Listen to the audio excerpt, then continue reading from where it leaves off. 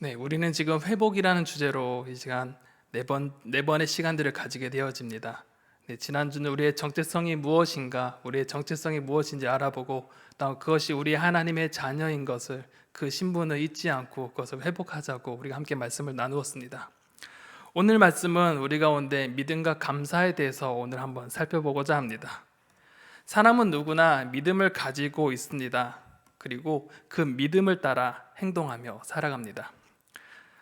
여러 가지 예들이 있겠는데요. 우리가 지하철을 타거나 또한 버스를 탈 때 이 대중교통이 내가 원하는 목적지까지 안전하게 갈 수 있다는 그 믿음이 없다면 우리는 그 대중교통을 이용하지 않을 것입니다.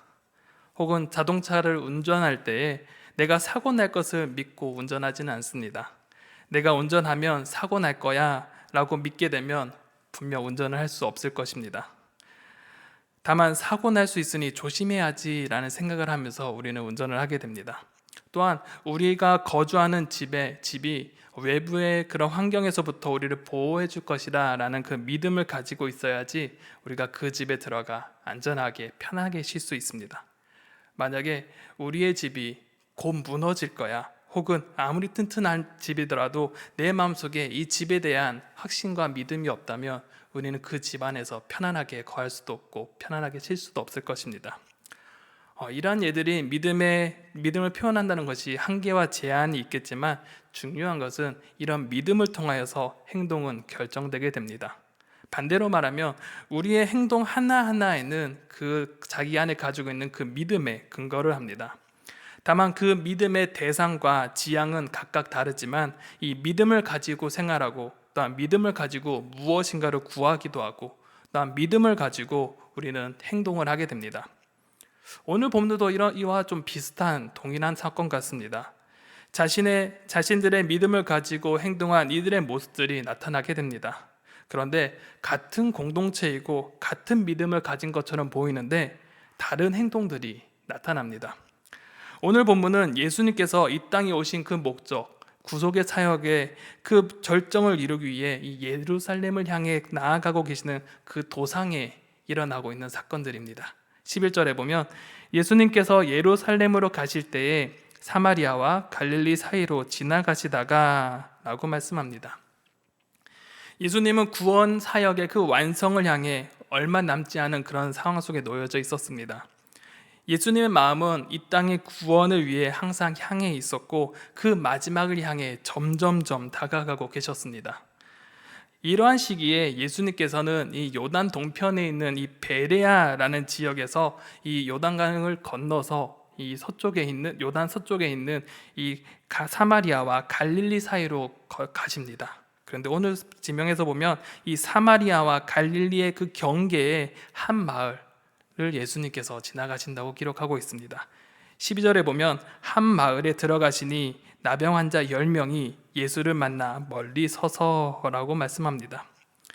예수님께서 이 사마리아와 갈릴리 그 사이에 그 한 마을로 들어가실 때에 저 멀리에 있는 그 나병 환자들 이 10명이 예수님을 만나고자 섰습니다.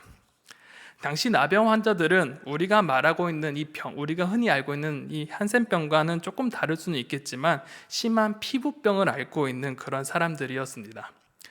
이들은 율법적으로는 매우 부정한 사람으로 여겨졌고 사람들을 이 부정하게 만드는 그런 사람이라고 여겨졌습니다. 그래서 율법을 엄격하게 지키는 사람들은 이 사람들을 향해 돌을 던져서 가까이 오지 못하게 했고, 그 사람들이 사는 곳에서 그 달걀도 사지 않았다고 기록하고 있습니다.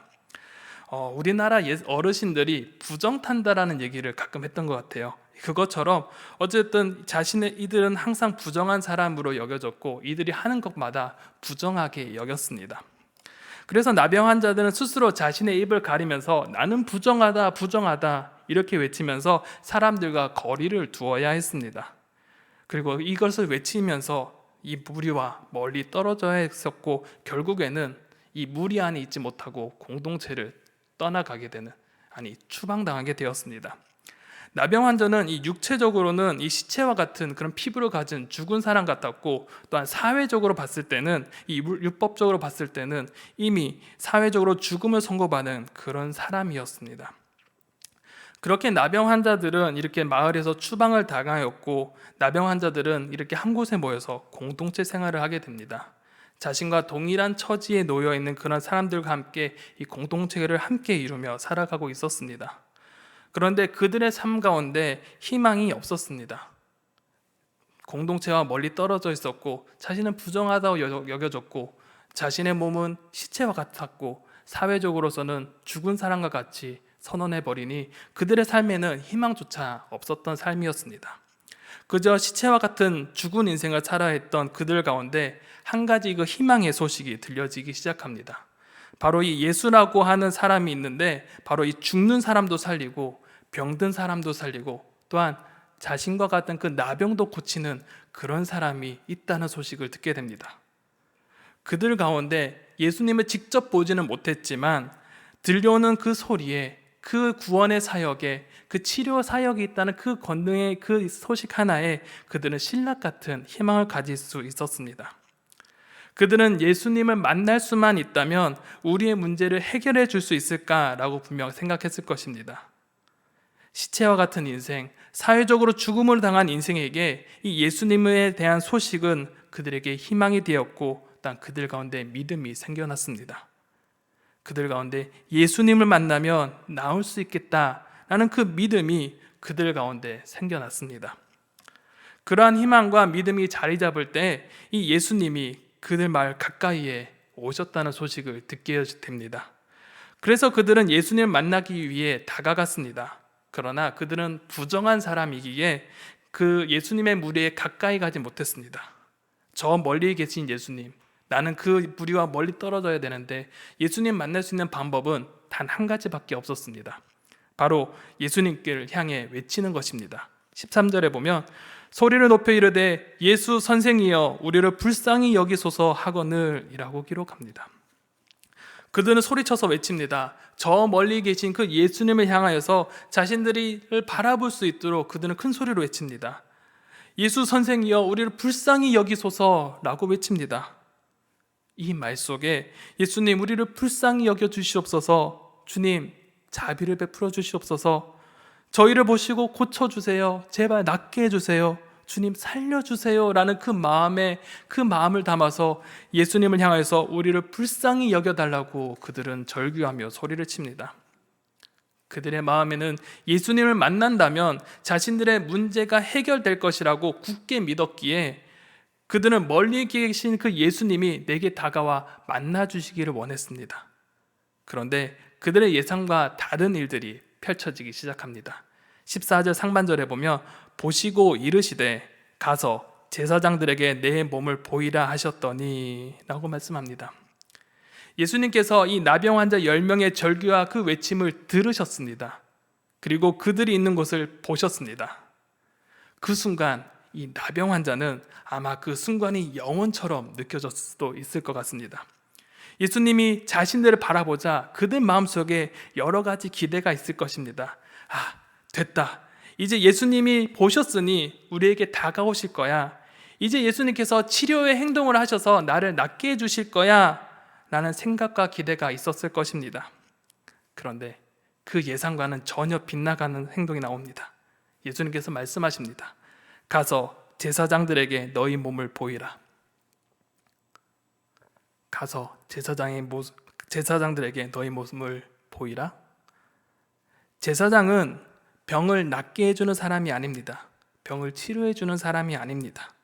제사장은 단지 병을 낫고 치료해주는 사람이 아니라 진단과 판단을 해주는 사람입니다. 제사장은 나병이 다 나은 사람에게 이제 너가 회복되고 치유되었으니까 우리 공동체로 들어와도 됩니다 라고 인증하고 판단해주고 인준해주는 사람입니다. 그런데 지금 병이 낫지도 않은 그런 상황 속에서 제사장들을 향해 가라고만 예수님께서는 말씀하십니다. 그들의 입장에서는 이해가 되지 않는 반응일 수 있습니다. 병 고침을 원했고 그 소식이 들렸던 그 나병 환자처럼 만져서 치료해 주실 줄 알았고 어떤 행동을 해 주실 줄 알았는데 그런 것 하나도 없이 말씀만 하시고 내 삶 가운데, 내 가운데 변화가 아무것도 이루어진 것이 하나도 없었습니다. 그런데 그 말씀에 이 나병 환자 10명은 믿음으로 순종합니다. 14절 하반절에 보면 그들이 가다가 깨끗함을 받은지라 라고 말씀합니다. 눈앞에 이루어지는 것, 눈앞에 변화는 하나도 없었습니다. 그러나 그들이 순종했습니다. 만나면 나을 것이라는 믿음이 이제는 확장이 되어서 그 말씀을 믿고 순종하게 되었습니다. 그들은 예수님께서 분명 우리 병자들을 치료할 수 있는 권능을 믿었기에 또한 그 말에도 순종을 합니다. 이것은 마치 엘리사의 명령을 따라 엘리사의 명령을 따라 요단강에 몸을 씻으라고 했을 때 이해는 되지 않았지만 순종했던 그 나아만의 그 장군같이 이 나병 환자 이 10명은 순종하면서 이 제사장으로 향해 가기 시작합니다. 이 나병 환자 10명이 제사장에게 향해 갔을 때 그 도상에서 그들은 치료를 경험하게 됩니다. 예수님 말씀을 들을 때가 아니라 그들이 순종하고 행동하는 그 중간에 하나님의 치료의 역사가 그들 가운데 일어났습니다. 즉 순종이 치료보다 앞서고 순종을 통하여서 은혜를 얻게 되었습니다. 근데 다만 우리가 오해하지 말아야 될 것이 있습니다. 순종은 은혜를 반드시 받기 위해 필요하지만 곧 충분 조건이 아닌 것입니다. 은혜는 언제나 하나님의 선택에 있기 때문입니다. 나병 환자 10명은 이 나병으로 인하여서 한 공동체를 이루며 살았고 또한 예수님을 만나면 이 병을 나을 수 있겠다는 그 믿음을 가졌습니다. 그리고 그들은 순종했습니다. 하나님은 그들에게 순종하고 행동하는 그 가운데 하나님은 그들 가운데 은혜를 허락해 주셨습니다. 그런데 이 병고침의 은혜가 임했을 때 이 공동체의 반응은 갈라지게 됩니다. 단 한 사람이 마치 궤도를 이탈하듯이 이 제사장으로 향해 가는 그 궤도를 한 사람이 벗어나기 시작합니다. 15절과 16절 상반절에 이렇게 기록합니다. 그 중에 한 사람이 자기가 나은 것을 보고 큰 소리로 하나님께 영광을 돌리며 돌아와 예수의 발 아래 엎드려 감사하니 라고 기록합니다. 10명 중 한 사람이 이 제사장으로 가는 그 발걸음을 멈추어 섰습니다. 이 한 사람은 자신이 회복된 것을 보게 되었습니다. 그런데 그 회복된 것이 어디로부터 온 것인지 그는 보게 되었습니다. 그에게 임한 그 은혜가 하나님께로부터 온 것임을 이 한 사람은 보고 깨닫게 되었습니다. 보고 깨달을 때 그 받은 은혜에 그 한 사람은 반응하기 시작합니다. 하나님께로 온 그 은혜를 봄으로써 큰 소리로 하나님께 영광을 돌립니다. 그리고 자신이 가야 할 길을 돌아서서 이 예수님 앞으로 나아갑니다. 그리고 그 앞에 엎드려 겸손하게 자신이 할 수 있는 최고의 경외, 최고의 존경심을 담아 예수님께 감사합니다. 이 한 사람은 병고침을 얻겠다는 그 믿음과 순종함이 있었습니다. 그리고 그 순종함에 은혜가 임했고 그 즉시 그는 찬양과 감사를 하나님께 올려드렸습니다. 이러한 은혜의 반응과 과정은 1세기의 이 유대인들에게는 지극히 자연스러운 행동과 패턴이었습니다. 언제나 은혜에 대한 감사와 찬양은 함께 이루어졌고 이것은 1세기 유대인들에게는 지극히 당연한 프로세스 과정이었습니다. 시편 100편 4절에 보면 감사함으로 그의 문에 들어가며 찬송함으로 그의 궁전에 들어가서 그에게 감사하며 그의 이름을 송축할지어다 라고 기록된 것처럼 유대인들에게 있어서 받은 은혜는 항상 감사와 찬양은 언제나 그들이 해야 될 가장 기본 중에 기본이었습니다. 그렇게 당연히 이 한 사람은 유대인이어야 했습니다. 그런데 반전이 있습니다. 16절 하반절에 보면 그는 사마리아 사람이다 라고 말씀하십니다. 사마리아인, 그는 누구입니까? 유대인들의 입장에서는 그들은 이방인과 통혼한 부정한 이 혼혈 인종이라고 말하며 배척했습니다. 그리고 그들은 이방인과 통혼함으로써 민족과 나라를 배신한 배신자였습니다. 특히 그들의 예배 의식에 있어서는 매튜 헨리는 이렇게 말씀합니다. 이렇게 설명합니다. 유대인들은 사마리아인들의 하나님에 대한 예배를 단지 근본적인 우상 숭배를 위한 허식으로 여겼으나 유대인들 그들 자신을 그 유대인들은 자신을 혈통과 예배에 있어 참된 이스라엘 백성으로 여겼다라고 말합니다. 유대인이 찬양하고 예배하는 것은 진짜 전통성 있고 진짜 예배고, 사마리아인들이 예배하는 것은 그저 우상 숭배를 위한 허식에 불과하다고 그들은 생각하고 인식을 했습니다. 그렇게 멸시받던 사마리아인, 그 이방인, 유대인들은 그들이 드리는 예배가 진정한 예배이고 그들이 하는 경건의 의식이 진짜 하나님을 향하여서 드려지는 경건의 의식이었다고 생각하였고, 사마리아인들이 하는 예배와 찬양은 가짜라고 이야기합니다. 그런데 오늘 본문에 보면 그렇게 멸시받던 사마리아인만이 예수님께로 나아옵니다.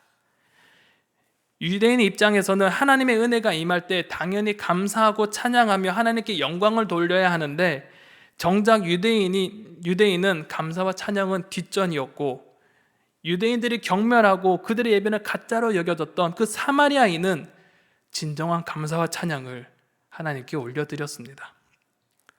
이러한 반전에 예수님께서는 날카롭게 질문을 하십니다. 17절과 18절에 보면 예수님께서 대답하여 이르시되 10사람이 다 깨끗함을 받지 아니하였느냐? 그 9은 어디에 있느냐? 이 이방인 외에는 하나님께 영광을 돌리러 돌아올 자가 없느냐 하시고 라고 말씀합니다. 예수님은 3가지의 질문을 합니다. 10사람이 다 깨끗함을 받지 않았느냐? 그 9은 어디에 있느냐? 왜 이 이방인 외에는 하나님께 영광을 돌리러 오는 자가 없느냐? 이 3가지 질문을 하십니다. 이 3가지 질문에 예수님의 감정을 혹시 여러분은 느끼셨습니까? 이 3가지의 질문 속에서 우리는 그 예수님의 분노가 느껴집니다. 예수님의 질문 속에는 은혜 받는 9명이 당연히 예수님 앞에 나와서 감사 표현을 했어야 했습니다. 그들은 참된 유대인이었고 참된 이스라엘 백성이라면 그 은혜가 임했을 때 찬양이 펼쳐져야 했고 감사가 뒤따라야 했습니다. 그러나 그들 마음에는 은혜가 있었으나 감사가 없었습니다. 육신의 치료를 받았지만 감사와 찬양은 나타나지 않았습니다. 그들은 예수님의 권능을 믿었고 은혜 주실 것을 믿었고 또한 순종함으로 인하여서 은혜를 입었지만 그들은 감사와 찬양을 잊어버리고 말았습니다.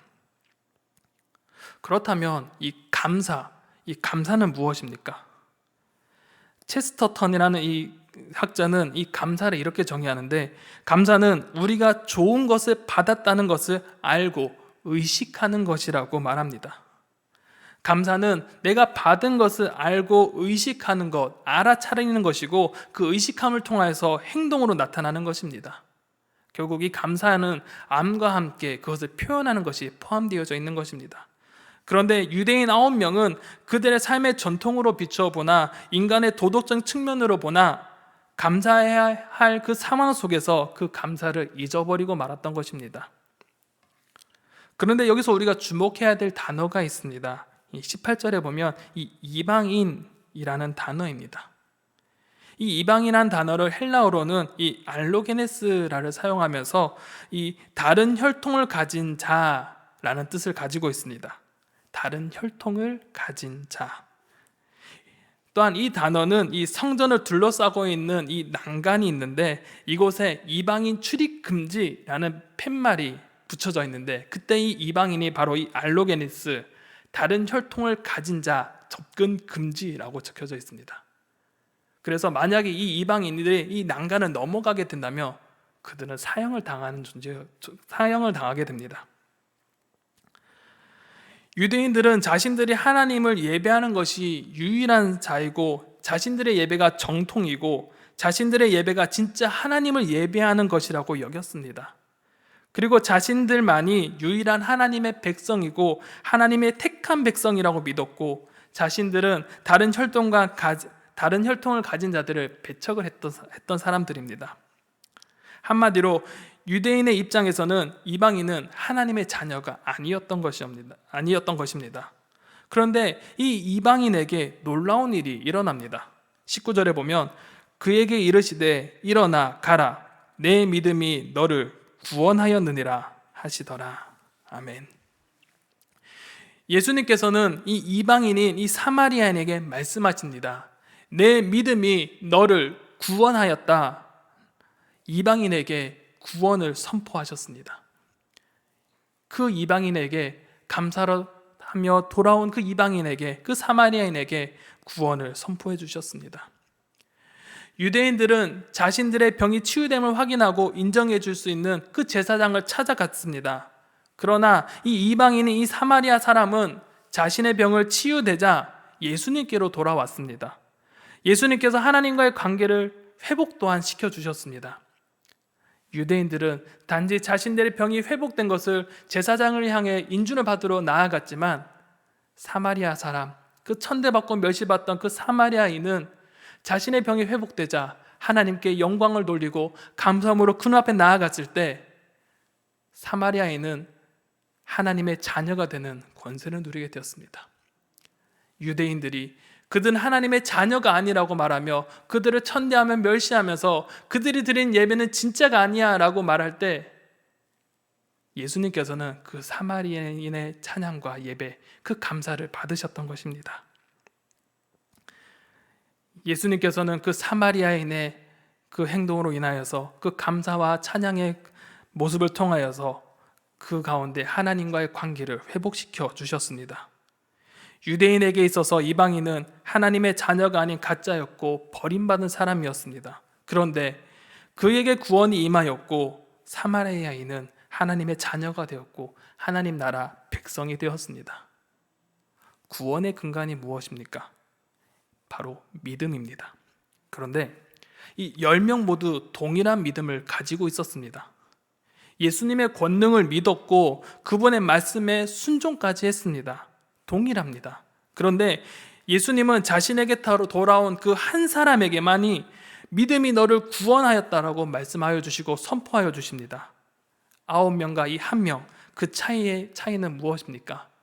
바로 감사와 찬양입니다. 사랑하는 성도 여러분, 이 나병 환자 10명 모두 동일한 은혜를 받았습니다. 그 중에 9명인 이 유대인들은 이 예수님을 믿음으로써 은혜를 경험했습니다. 하지만 그것으로 끝이었습니다. 하나님의 은혜와 그 권능을 체험했을 뿐 그들의 진정한 삶의 문제와 진정한 하나님의 백성으로서는 회복되지 못했습니다. 하지만 이 사마리아인은 달랐습니다. 이방인에도 예수님을 믿음으로 하나님의 은혜를 경험하였습니다. 그리고 그는 하나님께로 온 그 은혜를 알고 반응하고 감사와 찬양을 하나님께 올려드릴 때 은혜 받는 것을 뛰어넘어서 진정한 하나님 나라 백성으로, 진정한 하나님의 나라의 그 자녀가 되었습니다. 똑같이 믿었으나 감사하지 않는 사람은 유대 공동체로 돌아갔지만, 감사하는 자는 하나님 나라 백성으로 돌아오게 되었습니다. 결국 믿음은 감사와 분리할 수 없는 관계입니다. 감사가 없다면 그것은 진정한 믿음이 아닙니다. 감사가 내게 주신 것을 인식하는 것이기에 감사를 잃어버렸다는 것은 결국에는 하나님께서 내게 주신 그 은혜를 잊어버린 것입니다. 내 삶에 감사가 없어졌다면 내 삶에 펼쳐진 하나님의 은혜를 모른다는 것입니다. 내 삶에 감사가 없어졌다면 결국에는 내 삶 가운데 하나님의 통치가 이루어지지 않는다는 증거입니다. 우리 가운데 있다 생각하지만 이 감사함이 없어진 이들을 향해 예수님은 우리에게 다시 한 번 더 물어보십니다. 그 9은 어디에 있느냐? 우리의 정체성이 무엇입니까? 우리는 하나님의 나라의 백성입니다. 우리는 믿음으로 구원받은 존재입니다. 하나님의 나라 백성은 그렇다면 어떠한 사람입니까? 바로 하나님과 함께하는 사람입니다. 더 나아가 하나님과 함께 교제하는 사람입니다. 즉 하나님의 사랑, 하나님과 함께 사랑을 나누고 주고받는 그런 존재입니다. 하나님의 사랑을 잊고 가는 그런 사람이 바로 우리의 정체성입니다. 우리는 그러한 사랑과 은혜를 받은 사람입니다. 그렇다면 그 은혜의 반응은 무엇입니까? 바로 감사입니다. 시편 50편 23절에는 이렇게 기록합니다. 감사로 제사를 드리는 자가 나를 영화롭게 하나니 그 행위를 옳게 하는 자에게 내가 하나님의 구원을 보이리라 말씀하십니다. 하나님의 은혜에 감사함으로 나아갈 때, 하나님께 감사함으로 제사드리며 그 앞에 나아갈 때 우리의 삶 가운데 하나님의 구원을 보여주시고 하나님의 나라의 통치를 우리 가운데 보여주시고 열어주실 것입니다. 2021년 올 한 해 여러분 삶 가운데 우리의 정체성들이 회복되어지기 원합니다. 우리의 신분들이 회복되어지기 원합니다. 또한 유대인과 같이 행위만 남은 그런 신앙이 아니라 진정한 감사가 넘치는 그런 한 해가 되어지길 소망합니다. 우리의 삶 가운데 펼쳐놓은 수많은 그 하나님의 은혜의 장막을 보시길 원합니다. 우리를 지키시고 보호하시는 그 하나님의 은혜를 볼 수 있기를 바랍니다. 그리고 그것을 본 것으로 끝나는 것이 아니라 그 은혜에 기억하고 감사함으로 하나님 앞에 나아가는 그런 한 해가 되어지길 소망합니다. 올 한 해 성도님들의 삶 가운데 하나님의 은혜가 넘쳐나길 원합니다. 2022년 이 한 해가 하나님의 은혜가 가득하며 또한 그 은혜를 알며 감사함으로 또한 그 감사가 회복되어지는 그런 한 해가 되어지길 주님의 이름으로 축원합니다. 기도하겠습니다.